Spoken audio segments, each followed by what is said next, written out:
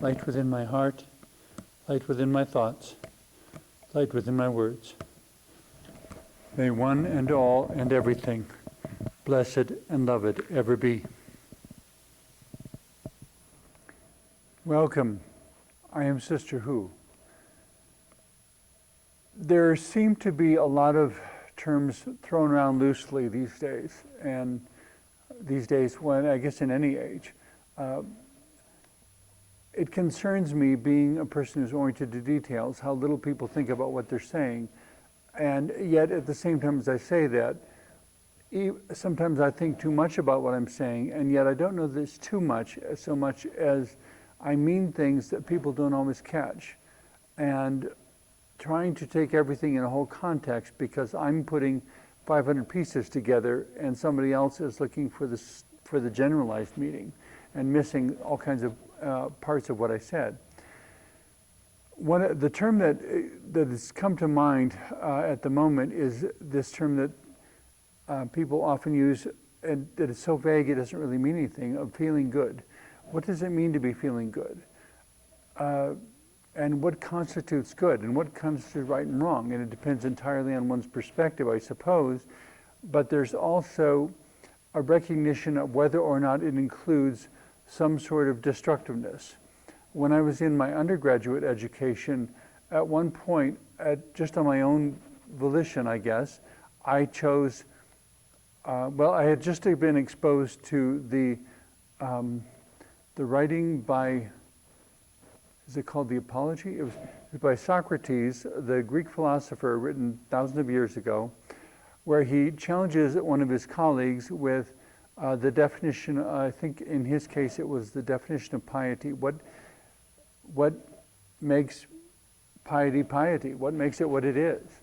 And after hearing all that and seeing how he kind of took it in this circuitous path and wound up right back where he started, because the person never really was able to answer the question, I took that as an impetus and decided to wrestle with the question, what makes sin sinful? What makes sin what it is?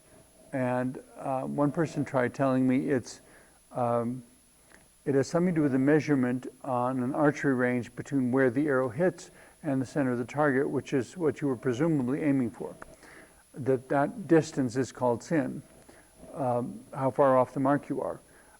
But I couldn't really, to me the definition of perfection is so vague and obscure and all over the map, depending on who you ask, that really wasn't an adequate explanation for me. What I finally came up with is that what makes sin sinful is that there is something destructive about it, something that takes away instead of giving, something that tears down instead of building up. And where this becomes confusing to some people, I suppose, is that there are things that have been labeled sins that may not actually be sinful, in the sense that they're not actually destructive, they're just against somebody's preferences. And what makes them sinful, the ways that they're destructive, is that if you do something someone doesn't like, they may attack you in some way. But what you were doing may not actually be wrong in any sense, because it may be a genuinely loving and kind and generous thing to do. And yet, in some ways it seems like being a kind and loving person is becoming more and more illegal each day, because there are more and more penalties being associated for doing whatever you can to help.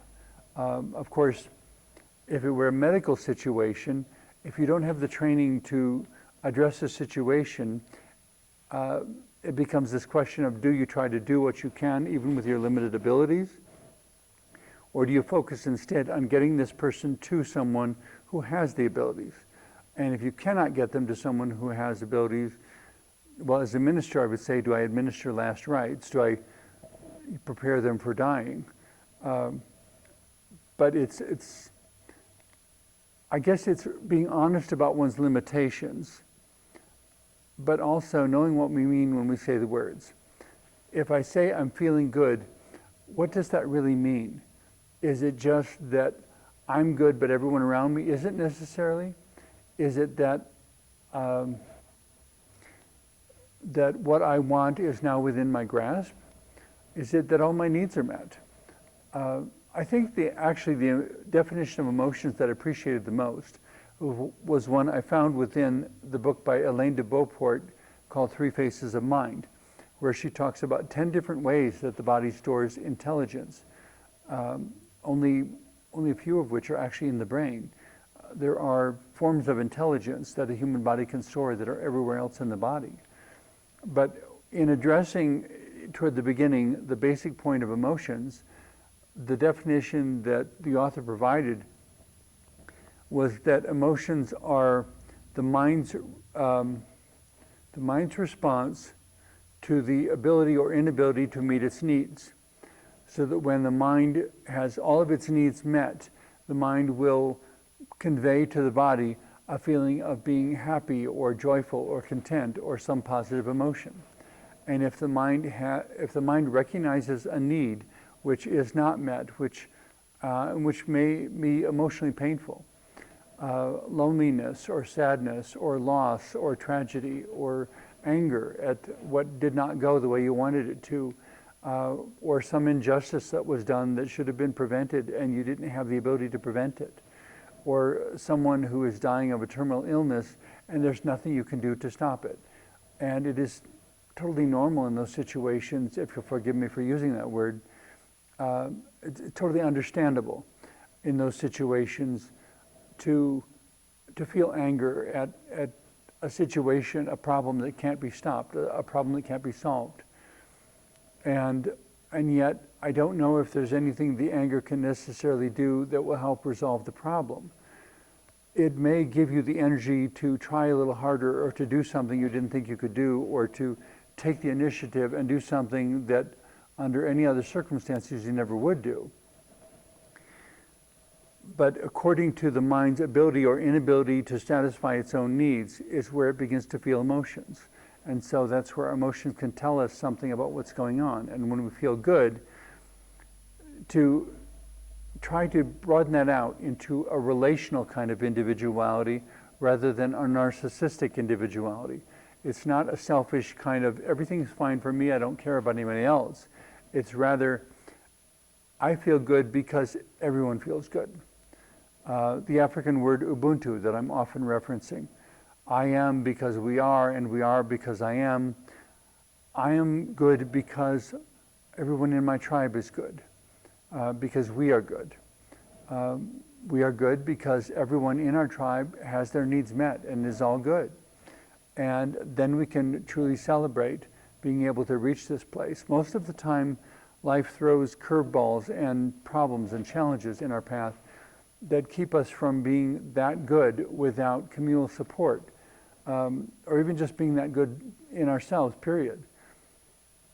To somehow come to terms with the passing of one of the wise elders of a tribe, for example, or of a family, or of a community, that when they reach an age where they just can't, they're worn out and they can't go any further, that there is a transition they need to make. And ideally, the community or the village or the family or whatever name you want to give the group will address that moment in ways that are constructive and that allow people to feel the loss, but also give thanks for all the memories that were shared and all the good things that were accomplished during the time that we had together.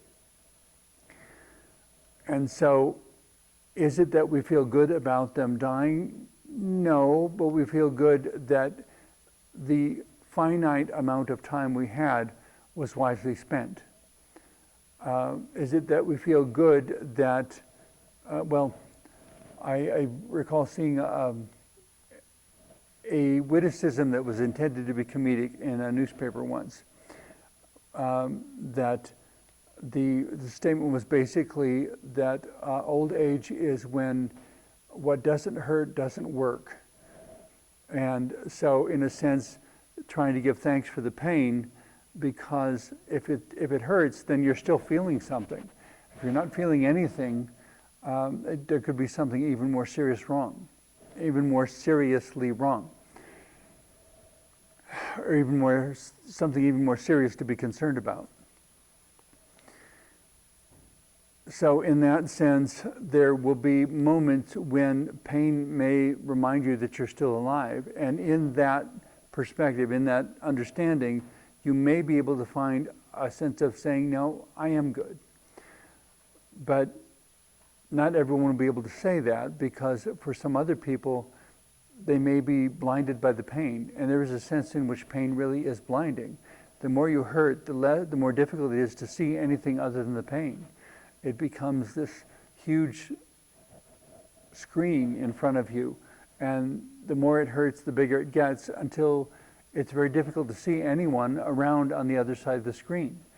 And very difficult for them to sympathize and empathize with the pain you're feeling enough to step over to your side of the screen and to risk, well, in some cases there is no risk, but in some cases it would mean risking experiencing the same kind of pain. In a lot of situations, it's not about taking on someone's pain, but still about being there with them through that experience and encouraging them to hopefully believe, because hopefully it's true, that they will not always feel this pain, that it is there for a time, but it will go away. Someone recovering from an operation in a hospital, for example, may be there for a week or two as their body begins to heal the cuts and the sutures and all the things that were necessary to do this operation that was hopefully successful in correcting a diseased or broken situation. Maybe a surgery to reset a bone that was broken in a fall, any number of things. But there will be a certain number of days of pain after that, as the body puts everything back together. But to be there with that person and say, I'm here, I know it hurts, I'm sorry it hurts, it's not always going to hurt. And I want to be there with you when it stops hurting so that we can get on with life again. I have a placard hanging at home on the wall, and I can't remember the author's name off the top of my head, but it was something to the effect that if you cannot find your way out of the dark, I will sit there beside you and show you the stars. And I always thought that was so wonderful, that even if everything is that bad, to have help, to have someone who cares enough to be with you, to help you find a way out of it, and to help you find something within it. If you can't get out of it, to find something within it that gives it a more noble purpose, or a way of turning it into growth, so that it is not an end in itself.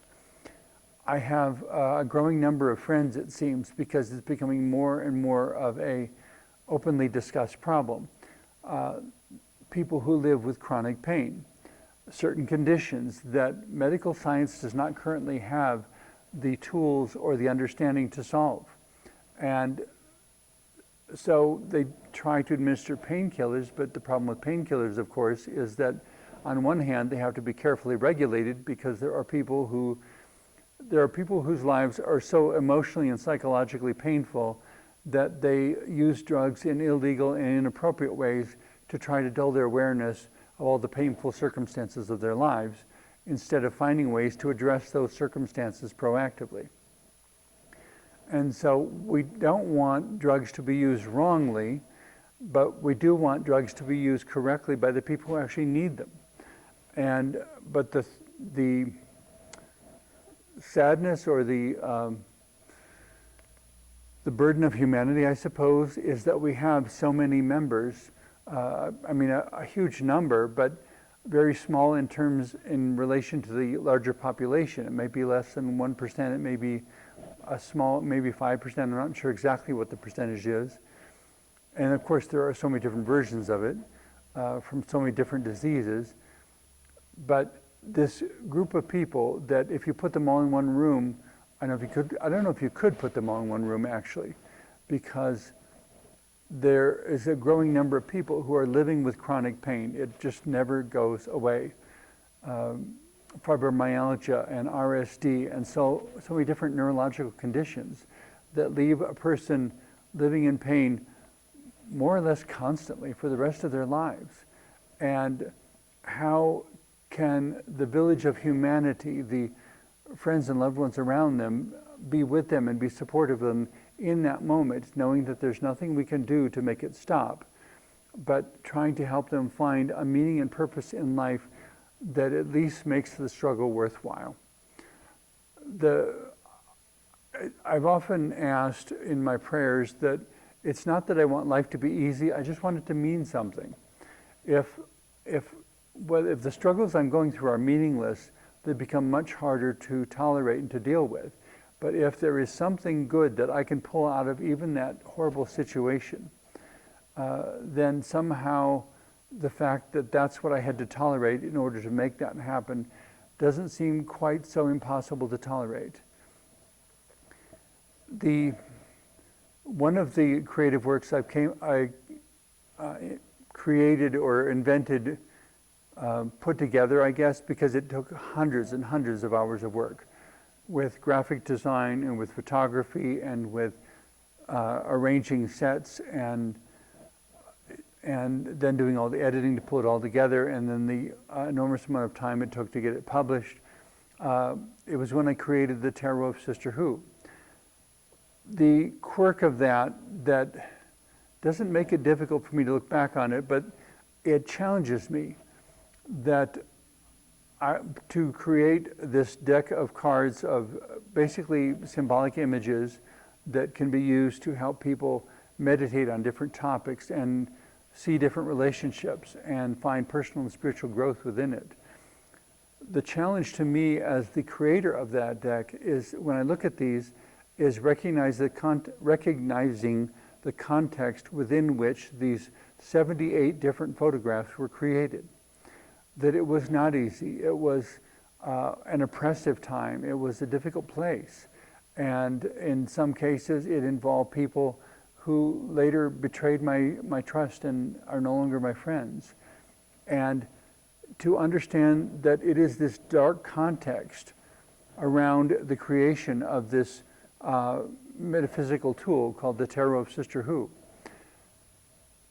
And even with that dark context, that the tool itself is something that can bring light and understanding and growth into people's lives, and to not judge the tool by the context in which it was created.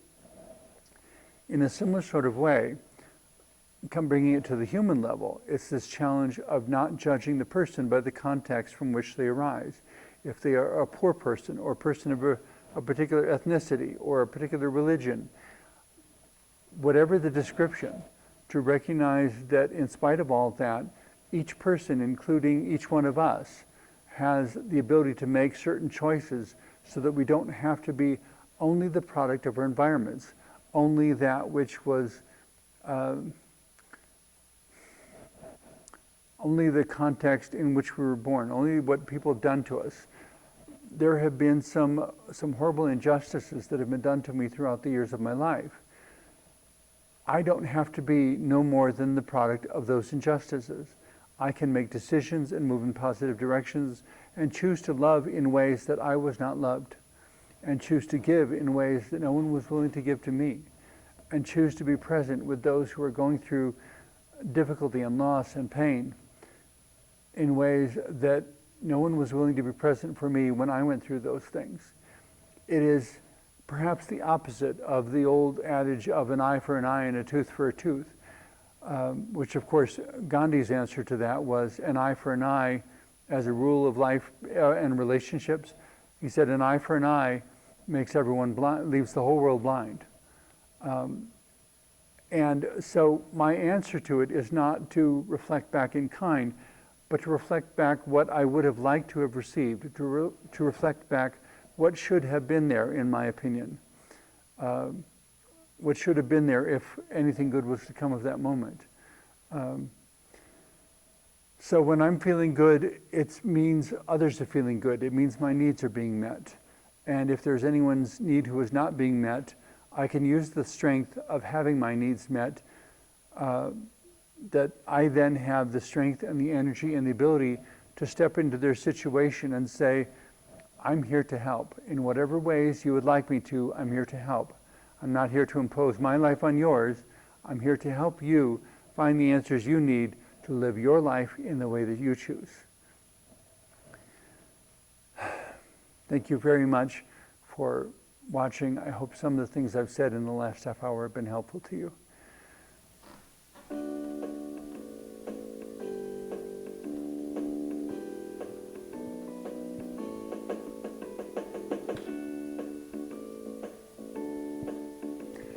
Laughter can tell a simple truth or be made out of a lie. And a smile can hide tremendous pain that talking can deny. And it's when I laugh and when I fill every second with a word that a well-trained heart can hear a cry for a deeper voice to be heard. Joy in being, joy in singing, joy in dancing, joy in pain. For the Spirit within this moment can never, no, never be contained.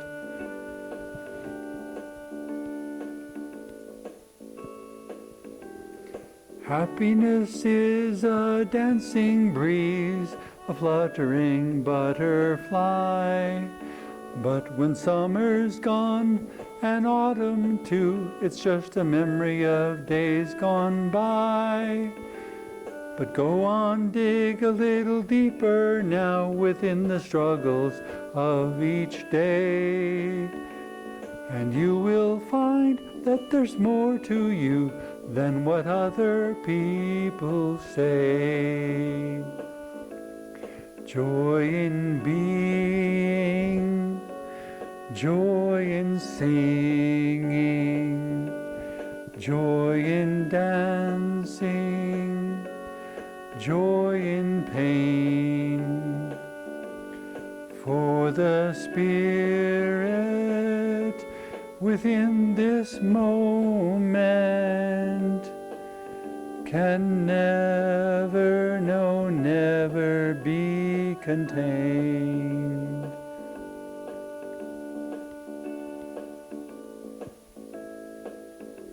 So what is joy but those moments when life wins out after all? And what is joy but the power to see the victory others can't recall? And what is joy but the faith I have at the end of every day, that what matters most when all is said and done is what time can't take away.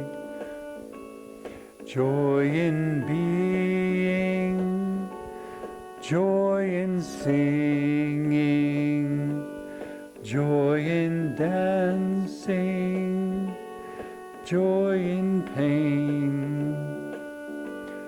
For the Spirit within this moment can never, no, never be contained.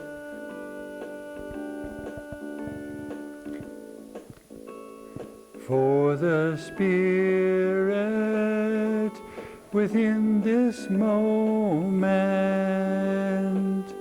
can never, no, never be contained.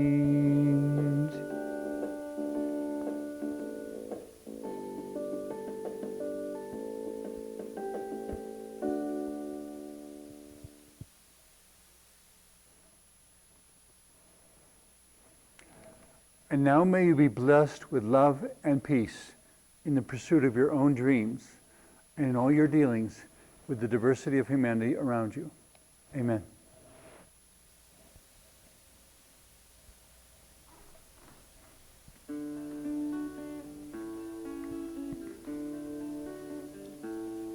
As the sun fades and night like a blanket unfolds o'er the land and o'er me,